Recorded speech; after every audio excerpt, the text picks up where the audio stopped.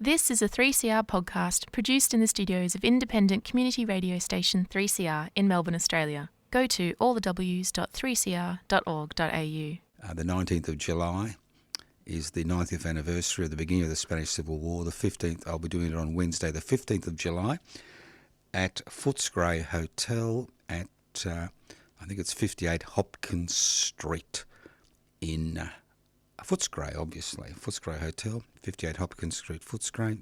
6:30pm for a 7pm start. That's next Wednesday, the 15th. And on the 29th of July, we'll be having the dinner down at Frankston. I'd also remind all those people who knew Denise Hassett, who died a few weeks ago, that we're having a celebration for her achievements during her lifetime on Saturday, the 25th of July, at the Dava, D-A-V-A Hotel in Mount Martha, on the Esplanade in Mount Martha. It'll be from 2pm to 5pm in the conference room. Now, all people who knew Denise are welcome to come along and share stories about her extraordinary life. She was an icon down there at the Mornington Peninsula, an activist of many, many years. So come along and share some stories about her life. Her friends have organised this celebration, but I'll keep you posted regarding the details. So once again, tonight, dinner at Brunswick, Latin American restaurant, the corner of Breeze, B-R-E-E-Z-E Street and Albion Street in Brunswick. Next week, Footscray Hotel will be doing a presentation on the Australian volunteers in the Spanish Civil War at the Footscray Hotel. It's actually 48 Hopkins Street, Footscray. 48 Hopkins Street, Footscray. Remind you about that next week. The 29th of July, dinner at Frankston at La Porquetas on the Nepean Highway, 6:30pm. As far as the presentation, it's at 6:30pm for a 7pm start. All the presentations, which I've done on Radical History, you can access on the YouTube channel, josephtoscano.NAARM, and put in your books the celebration of Denise's achievements during her lifetime at the Dava Hotel, D-A-V-A, on the Esplanade at Mount Martha, 2pm to 5pm on Saturday, the 25th of July. And obviously there are many, many more things around. Also like to thank all those people who I met at the 50th anniversary birthday party of 3CR. It's great to meet many of the listeners. Well, a small percentage of the listeners, hopefully. But all those people that found us in the corner there, it was good to see them. And guess what? We do have some Anarchist Media, Anarchist Age Weekly, not Anarchist Age Weekly, Anarchist World This Week T-shirts left. We had 100, we've got 50 left. So if you're interested, let me know. 0439 395 489. $25 unwaged, $35 wage, $10 postage. Every cent goes towards clearing the Anarchist Media Institute's debt here at 3CR for broadcasting the Anarchist World This Week. That's right. Costs about $150 a week to broadcast here. That's studio fees, affiliation fees, podcast fees. So give us a hand by get a T-shirt and help us defray our costs and keep the program on air. Now, the sacred cows have come in. They've been on strike. They said you can't use the word slaughterhouse anymore. You've got to be nice to sacred cows. So I'll call them, we worship at your feet. At your hooves, I should say. You don't have feet. Evil minds that plot destruction, sorcerer of death's construction. An analysis you'll never hear anywhere else. Anarchist World This Week, Australia's Sacred Cow Slaughterhouse, 10am every Wednesday. Listen to the Anarchist World This Week for an up-to-date analysis of local, national and international events. Poisoning their brainwashed minds. Oh, Lord, yeah.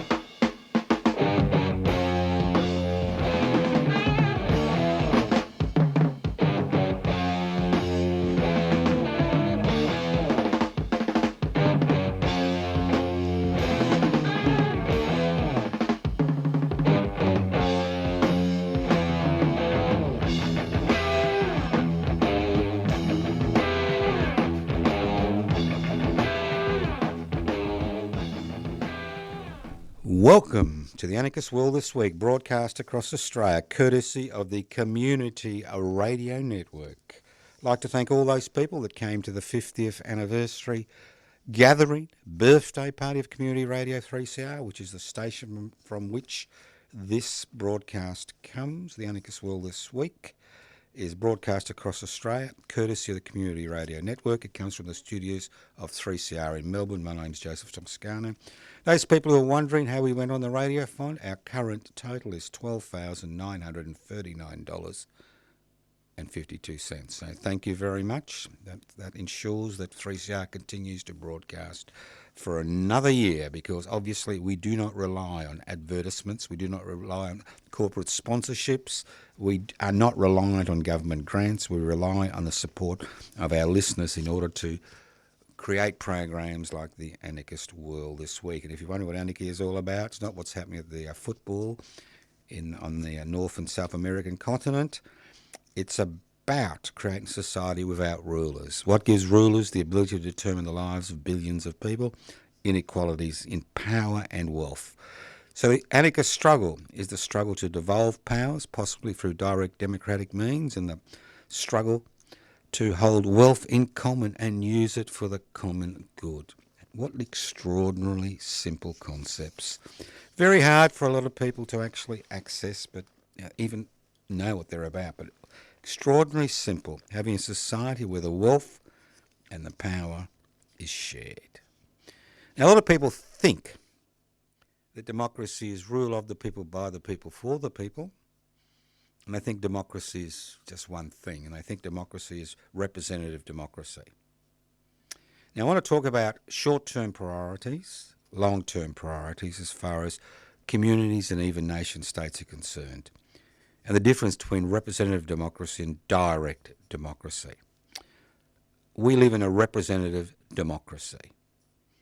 Every 3 to 4 years, depending on whether it's a state or federal election, I should say federal or state election, you elect a representative to make decisions for you for the next 3 to 4 years. Now that representative, I know most of you don't even know what a cheque is, but it's a little bit like giving out unsigned blank cheques on a street corner. Now, if you did that, you'd be arrested. Because what it means is basically that you're giving them a blank cheque. Now, they may promise you this and they may promise you that, and they may be a member of a certain political party, but the fact is, once they're elected into power, you have no power to determine policy, irrespective of whether they change policy mid-term, irrespective, like Barnaby Choice, if you change your political allegiances and your political party, you have to wait till the next election when you give another representative a signed blank cheque to make decisions for you for the next 3 to 4 years. That's representative democracy. So you can see that there are limitations as far as representative democracy is concerned. Now, there are some places on planet Earth where there is a little bit more democracy. In Switzerland, they have a mechanism via which the electorate can raise issues which are put to a referendum to the people of the voters in Switzerland. So that's a citizens-initiated referendum. What that means is that citizens outside the parliamentary process can actually initiate change. They can initiate constitutional change. Now, very few representative democracies have that in place. Then the other thing that a number of US states have in place is the power of recall. What that means is that your representative is not following the promises they made. You can set up a recall election where that representative can be forced to face an election before the next election. These are two mechanisms via which you can make representative democracy a little bit more representative. Now, the problem with representative democracy, as we see in this country and many other places, is the fact that ultimately it's about power and wealth. Power and wealth. You can have all the power you want, but if you don't have access to the wealth, those elements of society that have access to wealth, like the 1% that own the means of production, distribution, exchange and communication, can then put pressure on parliamentary representatives regarding the type of legislation which is passed, which we've seen currently in the last 2 to 3 months when the Australian Labor Party passed some particularly minor reforms regarding taxation, and the hullabaloo and the end of the earth as we know it and the sky is going to fall in response to those minor reforms. So as I said, representative democracy has very little to do with democracy, because democracy is not just rule of the people, by the people, for the people. It's rule of the people, by the people, for the people, by an engaged public. And in a representative democracy, our only input that's expected, and in Australia it's compulsory, is to vote. And that's the only input. And then you leave it to the experts to make decisions. Now, if you live in a representative democratic society, political parties that win power or are trying to win power only have short-term priorities. What that means is that if there is a issue that will affect people for decades, like the climate emergency, as far as representatives are concerned, all they're interested about is their future, their jobs, whether they will be in government or opposition. So what you see, although you have experts which say certain things will occur if certain things don't happen, because of the short-term nature of representative democracy, what we find is that a lot of legislation which is passed may kind of paper over the problems in society, but they don't actually ever address them. So let's look at direct democracy, because when I talk about what is direct democracy, direct democracy is something a little bit different. And anybody involved in a trade union would understand the concept of delegation. There's representation and delegation. Now, the Eureka Rebellion, which we're celebrating again on the 3rd of December this year, the Eureka Rebellion was based on the concept of delegation. What happened is that mass meetings made decisions, appointed delegates, and those delegates then attempted to carry out those decisions at a local, national, or local, regional, national level. So you don't actually need representatives. What you need is a mechanism via which delegates who represent a particular viewpoint on a particular issue can meet and coordinate that response. What that means is in a direct democratic society that you can have long-term priorities. You can actually make decisions for decades to come. And decisions that you made take into account what specialists or people who know that particular issue are recommending. It doesn't mean you've got to accept what they're recommending, but you're in a position in a society which is based on direct democratic principles to actually look at long-term solutions and look after long-term priorities. So representative democracy is based on representation, which is not very democratic at all. Direct democracy is based around specific issues and delegation.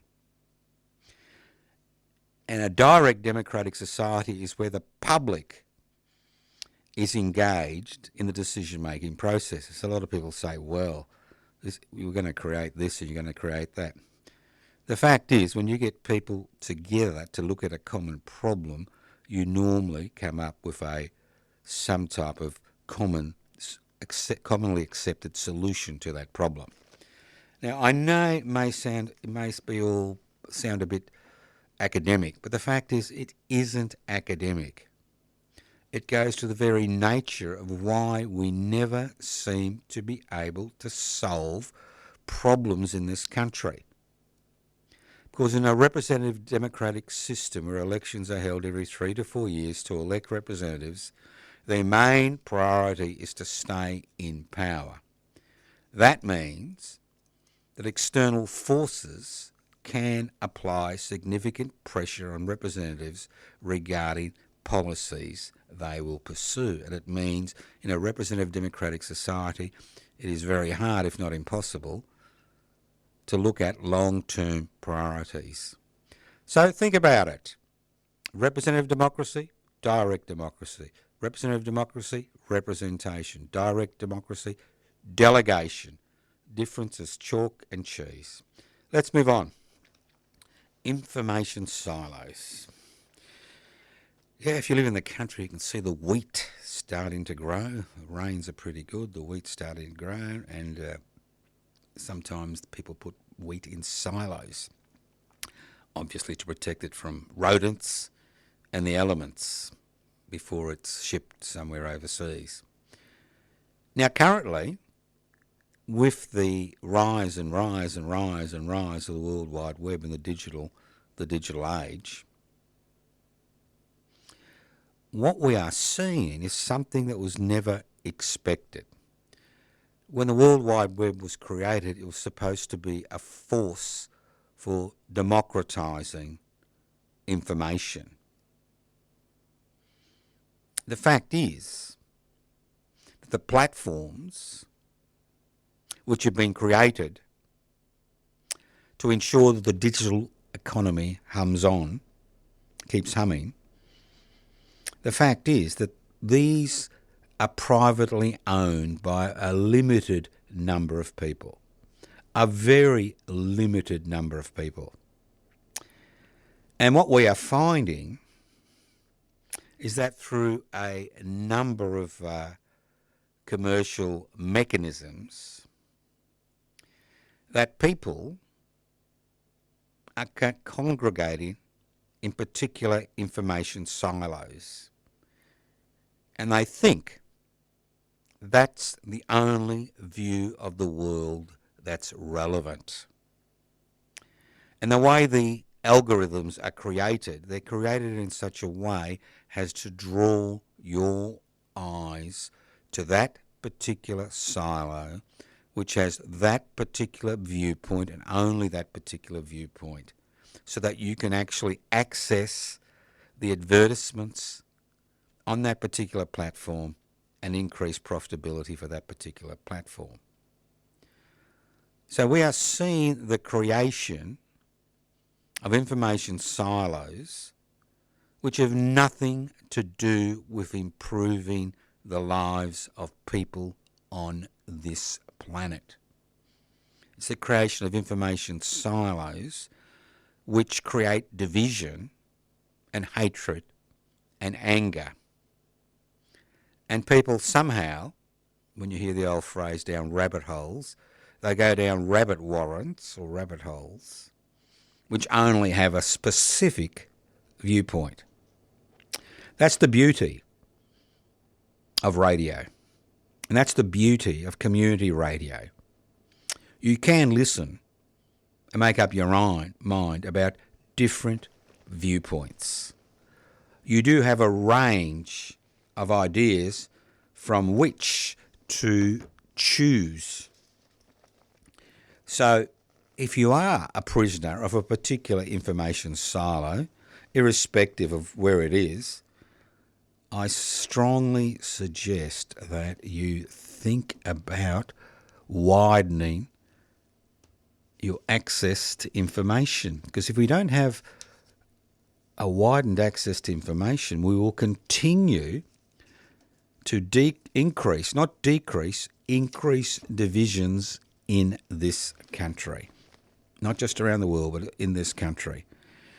And having these divisions, which are reinforced by information silos whose platforms are owned by private individuals whose main task is to increase profitability, irrespective of the human, social and environmental costs, we will continue to be divided, and will continue not to understand that the problems we face are not because of people of different colour or religion or languages, but because power and wealth has been increasingly concentrated in the hands of a minuscule minority through neoliberal policies which are based on corporatisation and globalisation and privatisation and deregulation, which have created a superhighway to the creation of a neo-fascist society. And that's what Australia is quickly becoming. You listen to the Anarchist World This Week, broadcast across Australia via the Community Radio Network. My name is Joseph Toscano. People say to me, well, where can I access information? Well, I suggest the YouTube channel, Public Interest Before Corporate Interests. I've looked at a variety of issues, over 400 postings, I think around 400 postings on that particular website. There are many other websites out there that give a different viewpoint. Wikipedia, I find, is quite informative, because to a significant Wikipedia isn't actually owned by a particular individual. It's not about profitability. It's not about ads. It's another way to break down those information silos. Let's move on. Now, I don't think most Australians realise what the pharmaceutical benefits scheme is and what a radical innovation it is. The pharmaceutical benefits scheme has been created and expanded by various federal governments to ensure that Australians have access to necessary medication at a greatly reduced cost. For example, if you had COVID-19 and you fitted the criteria and you got that medication, I think it was about 18 tablets, could have been 24, I can't remember, that cost $1,092. But if you're on a Social Security benefit, you could access that for around $6 to $7 or $20 to $30 if you weren't. So the government, through the pharmaceutical benefits scheme, subsidised that cost. Now, there are many new medications and treatments that are created by the big pharmaceutical companies who have a monopoly on the creation of pharmaceuticals, because in this country we have no government-owned pharmaceutical company. Even in universities, we see that the big pharmaceutical companies are actually bankrolling a lot of pharmaceutical research to the extent that if results don't meet their expectations, those results are never published. So we've seen the pharmaceutical industry dominate the creation of new pharmaceuticals. See, what this means is that if there is a particular pharmaceutical which is created which can treat disease in millions of people at low cost and low return to these large pharmaceutical companies, they will not invest in that particular situation. They will not invest in that particular disease, as we see with malaria. The type of pharmaceuticals they're interested in creating are those which people need to have a repeat prescription for, like blood pressure, cholesterol, diabetes, and the list goes on and on. That's where they make most of their money. They also have a patent on anything new which is created. So we've seen with AIDS around the world how difficult it is becoming for a lot of people to access AIDS medication because there is no pharmaceutical benefits scheme in their country. Now let's go behind the facade. This is what people don't understand. The Commonwealth Pharmaceutical Benefits Scheme is like going to a major supermarket like Coles or Woolworths, right? It acts as a mechanism via which the federal government is able to negotiate with big pharmaceutical companies regarding the cost of that medication for the individual. So if you've created something new and you've got a patent on it and you want to access the Australian market, what you do is you enter negotiations with the Commonwealth Pharmaceutical Benefits Scheme, and a mutually agreed price is set on that particular product. And obviously the Commonwealth Government will use its buying power like a large supermarket to ensure that it accesses that medication at a reasonable cost to the taxpayer, because it's the taxpayer that pays for the Pharmaceutical Benefits Scheme. So what is happening? Currently we've seen the withdrawal of an important cancer medication for breast cancer by a large pharmaceutical company because of monetary reasons. We're also seeing a debate regarding certain multiple sclerosis medications, which are essential, where the pharmaceutical company is negotiating with the Pharmaceutical Benefits Scheme and saying that it will withdraw these medications unless the Commonwealth Government is willing to pay a higher price than was originally negotiated for these medications.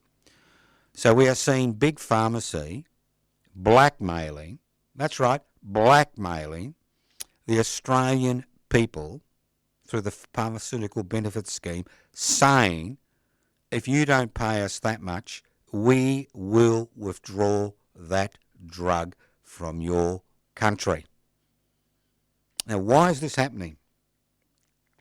It's happening because the Trump administration, that's right, the Washington Buffoon, that administration, the Washington Buffoon's administration, says to these pharmaceutical companies, we will only pay you in the United States of America the lowest price that you are able to receive for your medication internationally. So in order to maintain their markups in the US market, which is a giant market for big pharmaceuticals, they are removing necessary, vital, life-saving medications from the Australian Pharmaceutical Benefits Scheme because the Trump administration thinks that the Australia's Pharmaceutical Benefits Scheme is some type of socialist plot.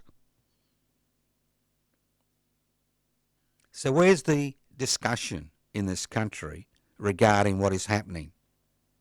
We have an ageing population with multiple medical issues. Chronic disability has become the major issue in this country. It's not infective diseases, not even viruses, but chronic ongoing disease.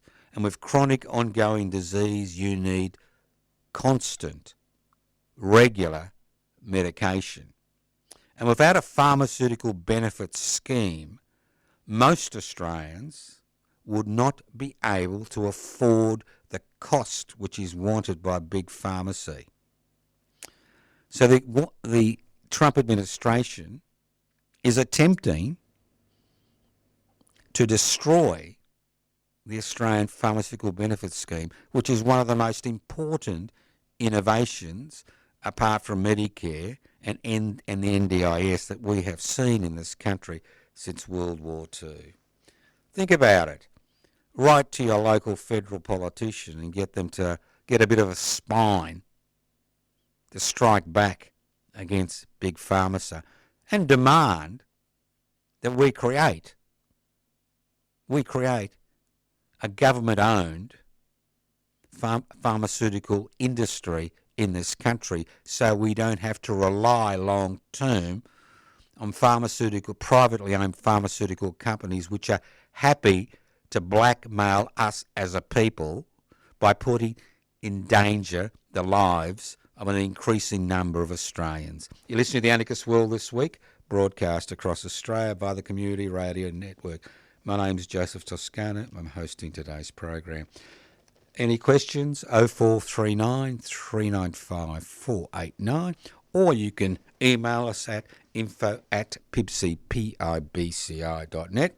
And if you're interested in putting the interests of the public, that's the many, before the interests of the few, the privates, the private sector, the corporate sector, then I encourage you to go to the PIBCI website, pibci.net, and if you're interested, join. If you don't join, nothing will change. Let's move on. Now, 1 million public homes, a Patriot defence system, or 8 nuclear submarines.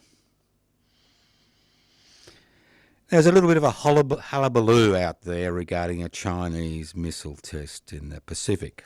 It's understandable.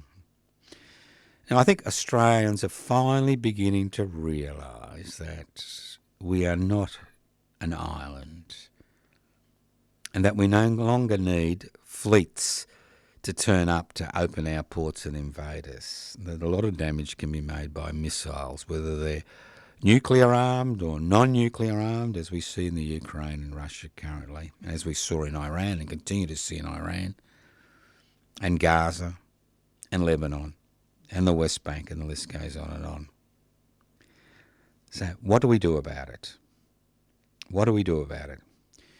Well, we've gone into a contract with the United States of America, the Washington Buffoons mob, to buy 8 nuclear submarines. Current cost $350 billion. Ultimately, could be up to $1 trillion, the way things are going.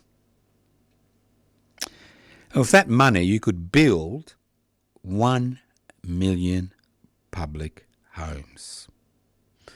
There wouldn't be a housing crisis if there was 1 million public homes built with that money. Even if you built, 50,000 a year, there'd be no housing crisis. So it's a matter of priorities. Then, think again. Here we are, an island, major urban centres. 80% of Australians live in, 6 capital cities. Brisbane, Sydney, maybe Canberra. Yeah, that's a pretty big city these days. Canberra, Melbourne, Adelaide, Hobart. Let's not forget Hobart, which is as big as Canberra. Adelaide, Perth. They're the major urban centres. Every one of those urban centres can be struck by a missile. And, it doesn't matter which country we're talking about, but it can be struck by a missile. It could be a Chinese missile, could be a Russian missile, could be a United States missile. Who knows? So what are we doing to protect these major urban centres? Now, those people have been watching the Israelis. Now, their major ability to resist missile penetration is through the deployment of what's described as a Patriot defence system, which is a system which is designed to shoot missiles out of the air before they hit the ground. Now, not that I'm a defence expert, far, far from it. But when you look at the defence budget and where it's been spent, it's interesting that it's not been spent on defence. Creation of a system over the major urban areas in this country which is able to deflect or neutralise missiles is the best way by which to protect the public. We're not doing that. We're spending anywhere between $500 billion to $1 trillion to acquire 8 nuclear-powered submarines. Now, I know that currently, as the Prime Minister wanders around the Pacific signing treaties here, there and there, everybody's talking about this missile test from China, and that everybody wants a nuclear-free Pacific. But having nuclear-powered submarines, does that fit into that equation? So next time your defence experts talks about more missiles, more drones, why don't you have a chat about a real defence system, not an offensive system. There is a difference between defence and offensive. Huge difference. Let's move on.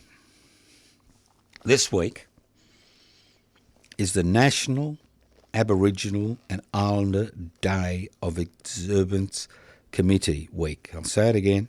It's N.A.I.D.O.C week, N.A.I.D.O.C. And most people are a little bit confused about what N.A.I.D.O.C is all about. It is the 50th anniversary of N.A.I.D.O.C. Unfortunately, since the loss of the Voice to Parliament referendum, the ability of people and organisations that are around to promote the idea of justice and equality and reconciliation between First Nations people and the rest of the country have basically gone down the gurgler. And it's interesting, although it's the 50th anniversary of the National Aboriginal and Islander Day of Observance Committee Week, that very little has been said about it in the legacy media and the digital world. I encourage you to go to your local council, look at their website and see what they have organised. Go to your local Aboriginal and Torres Strait Islander organisations and see what they've organised for N.A.I.D.O.C week. I think it's important now that any ability for governments at the local, state or federal level to pass any legislation to promote the idea of reconciliation and justice has gone out the door, but it's up to individuals and small groups, like we did in the 70s and 80s and 90s when nobody listened, to take up those issues. Because if we don't, you'll find that National Aboriginal and Islander Day of Observance Committee, N.A.I.D.O.C week, which is an important day as far as First Nations people are in this country, will wither on the vine and die. So I encourage you, check out what's happening in your local part of the world, in your local community. Make the time to attend any events that have been organised and show your support for the continuing struggle for justice in this country as far as First Nations people are concerned. Let's move on. Yes, there's a lot of things I want to go through today, but, sometimes there's a lot, sometimes there isn't. You just got to do what you can with what you've got. We can't change everything, can I? But there is a limit, There's a limit. Now, the Washington Buffoon, have you noticed everything he touches turns to shit? Or should I say fecal material emanating from the anal orifice of a male cow. Shit. His latest foray into the sporting arena, where he pressured, in inverted commas, his mate, who's the head of the International Soccer Federation, to remove a red card from a star player. And unfortunately for this star player, he is one of these birthright citizens in the US of A, which Mr. Trump wants to get rid of. And let's not forget that in Australia, we don't have birthright citizenship. This was legislated away ages ago. So, think about it. Now, his actions reminded me of the actions of another great dictator, originally elected and then appointed himself dictator for life, Mr. Adolf Hitler, the Chancellor of Germany. Good old Adolf. In 1936 Olympics, Mr. Adolf was able to pressure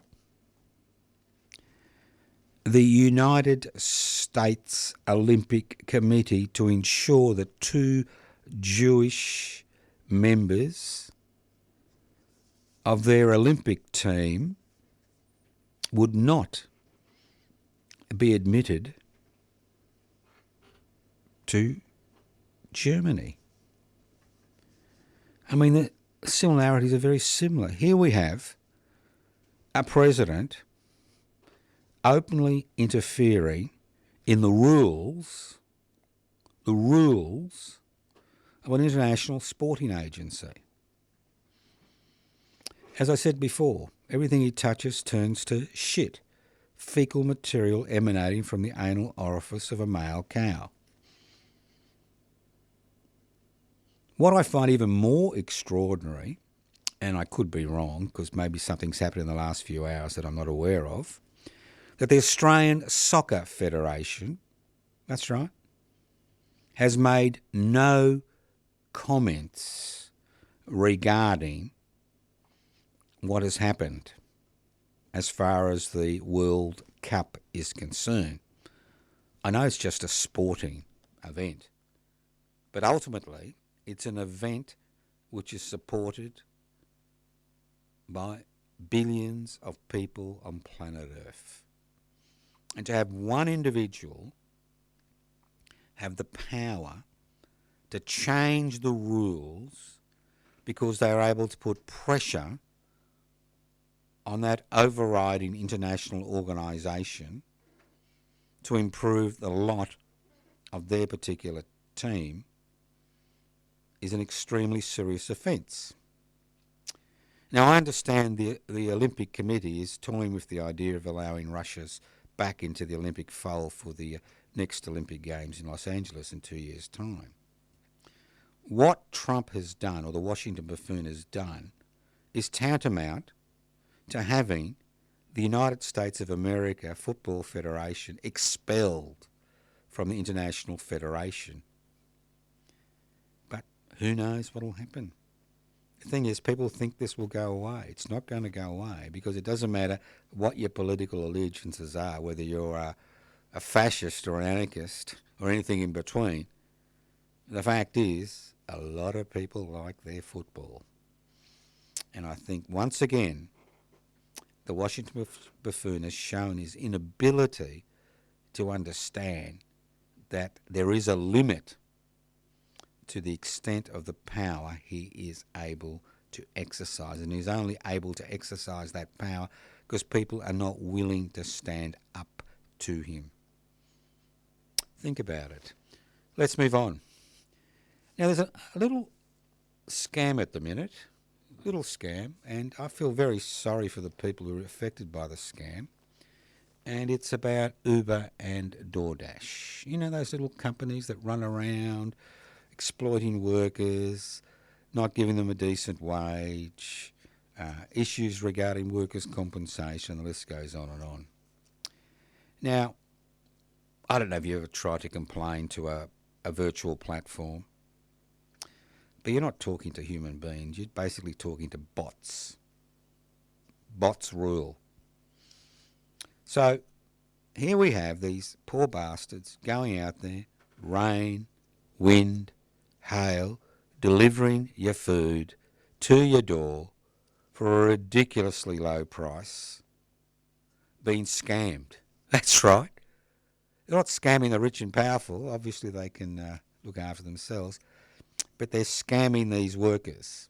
There's been a number of these scams in the last few months, and we've seen that people who work for these companies are being scammed by professional crooks who are able to use the system to deny them their wages for their day's work. I mean, I think that's the lowest of the low. But the important thing is,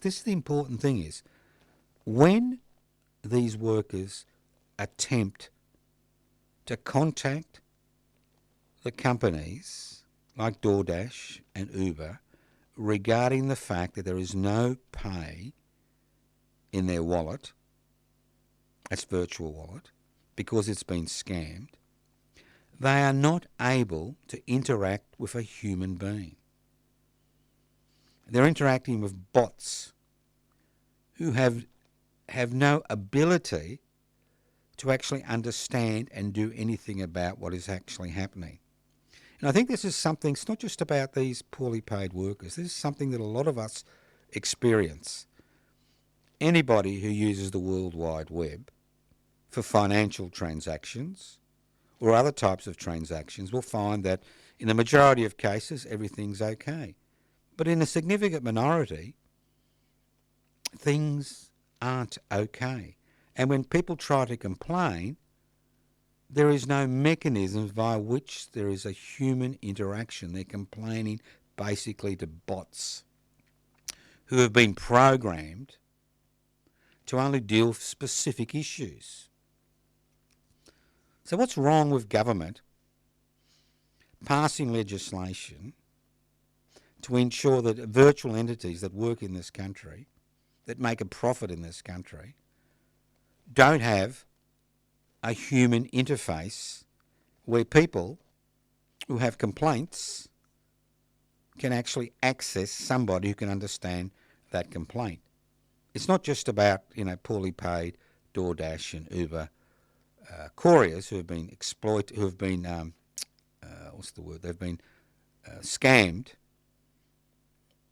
But it's more about how you can actually, as an individual or even a company, can actually get some satisfaction when things go wrong. And things go wrong, as we've seen today with Telstra, where it's just, it's not working. Things go wrong.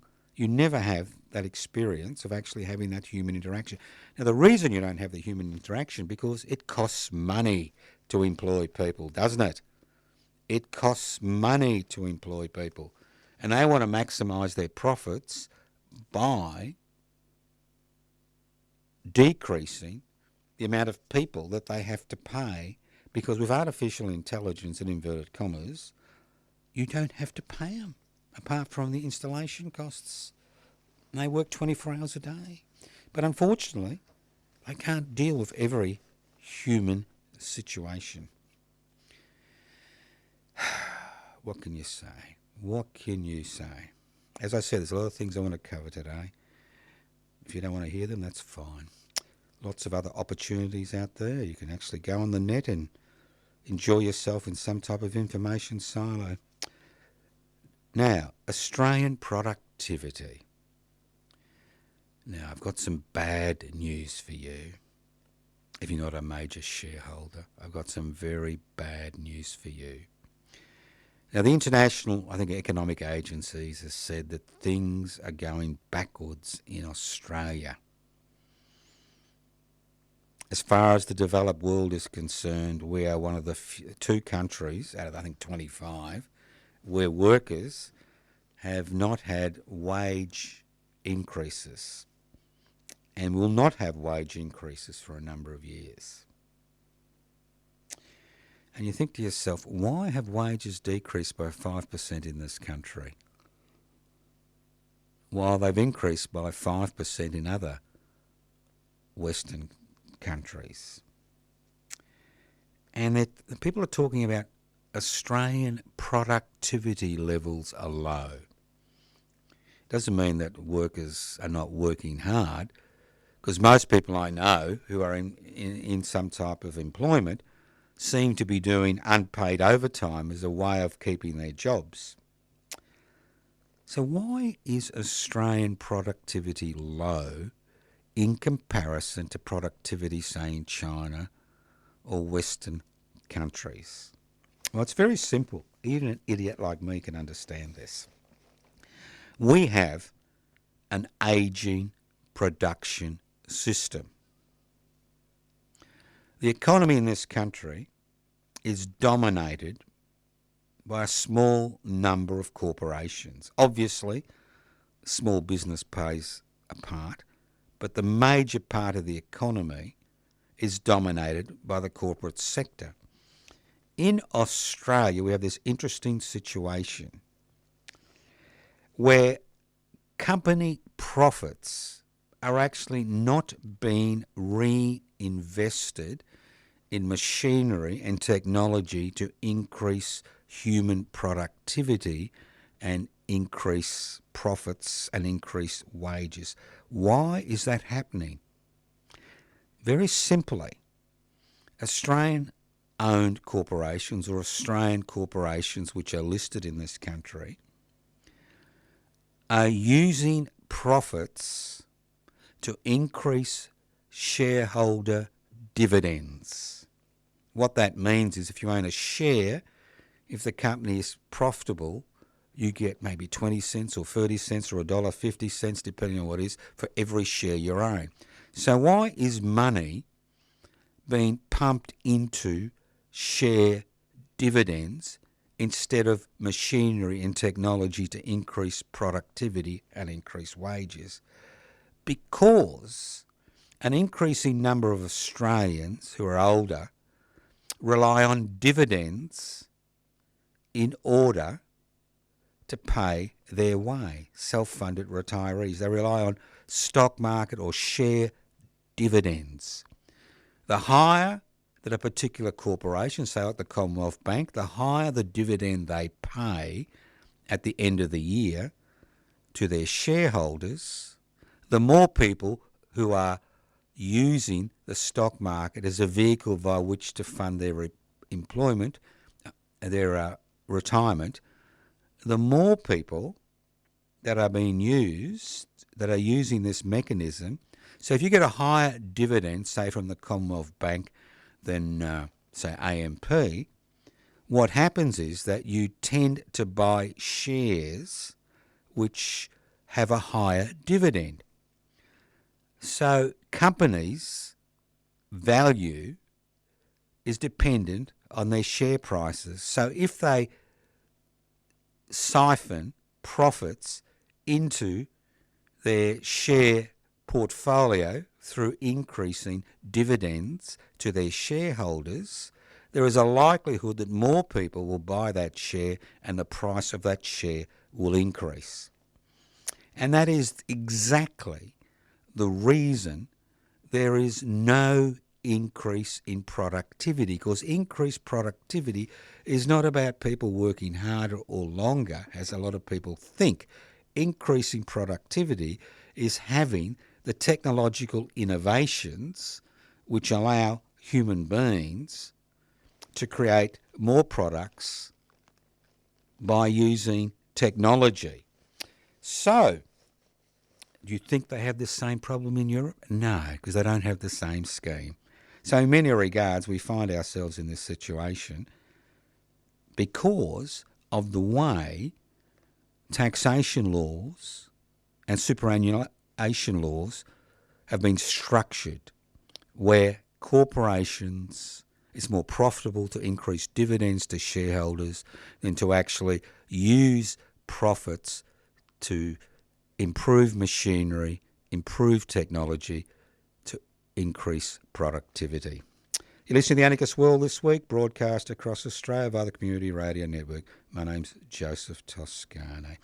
Now, I've got a Trivial Pursuit question for you now. That's right, a Trivial Pursuit question. What do Pauline Hanson and Julius Caesar have in common? Think about it. What do Pauline Hanson and Julius Caesar have in common? Well, I've been thinking about this for a while, and I think this is a great Trivial Pursuit question. Well, they have one thing in common. One thing, although they live 2,000 years apart. Under the Pauline Hanson One Nation Party logo, Pauline Hanson is president for life. And she is the only one that can choose her successor. So poor old Barnaby Joyce is licking, what shall I say, licking the concrete if he thinks he's going to become the head of, her daughter will become the head of Pauline Hanson's One Nation. Now, Julius Caesar was appointed dictator for 6 months. Now, the Roman Republic had an interesting concept. When everything went to shit and democracy wasn't working, the Senate wasn't working, the plebeians and patricians were at each other's throats and things were about to go, to shit, the Senate appointed a dictator for a limited period of 6 months. Now, Julius Caesar was appointed as dictator by the Senate for 6 months. And then he declared himself dictator for life. So Pauline Hanson of Pauline Hanson's One Nation Party is president for life, and Julius Caesar became dictator for life. But Julius Caesar came to a sticky end because the Senate wasn't happy with the fact that he had become dictator for life. He self-appointed himself as dictator for life. Unfortunately for Australians, there's an increasing number of people who think that having a president for life is the way we should go forward as a nation. So that's your trivial pursuit question. What do Pauline Hanson and Julius Caesar have in common? Pauline Hanson is president for life under the constitution of the Pauline Hanson's One Nation Party. Julius Caesar self-appointed himself as dictator for life, like Pauline Hanson self-appointed herself as president for life. You've been listening to the Anarchist World this week, broadcast across Australia via the Community Radio Network. This program has been brought to you by the Community Radio Network from the studios of 3CR in Melbourne. If you wonder what anarchy is all about, N.A.I.D.O.C without rulers. It's about creating a society without rulers, not without rules. About society based on direct democratic principles where wealth is held in common. We're entering a particularly interesting period as far as Australian political and cultural life is concerned. It's important that each and every one of us not sit in our armchairs, not disappear up some information silo, but we get active and get involved in as many activities as possible to fight the viruses, metaphorical viruses which are infecting this nation. Division, hatred, inequality, powerlessness. Thank you once again. You can join public interest before corporate interest by going to pibci.net. You can leave messages on 0439 395 489. Just like to remind you that Eureka Australia nominations are now open. They'll be closing in early November.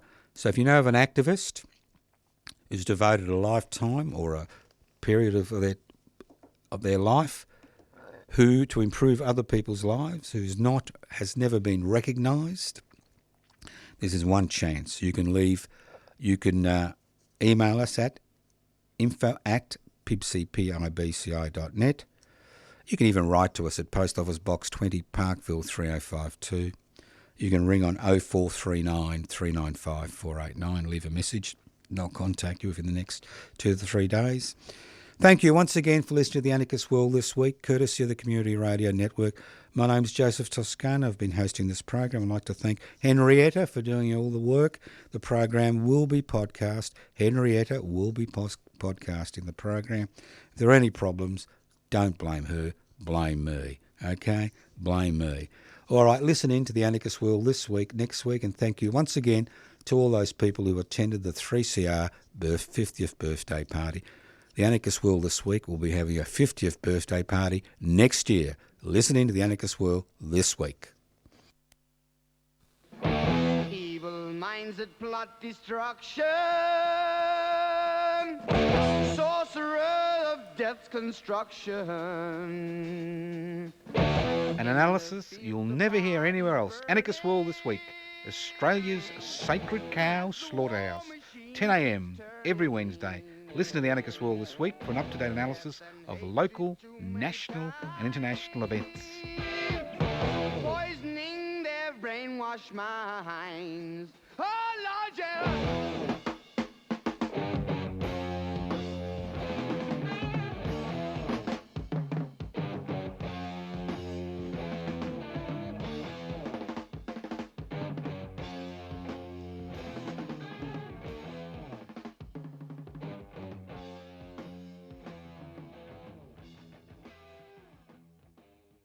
You're listening to a 3CR podcast recorded in the 3CR Community Radio Studio in Melbourne, Australia.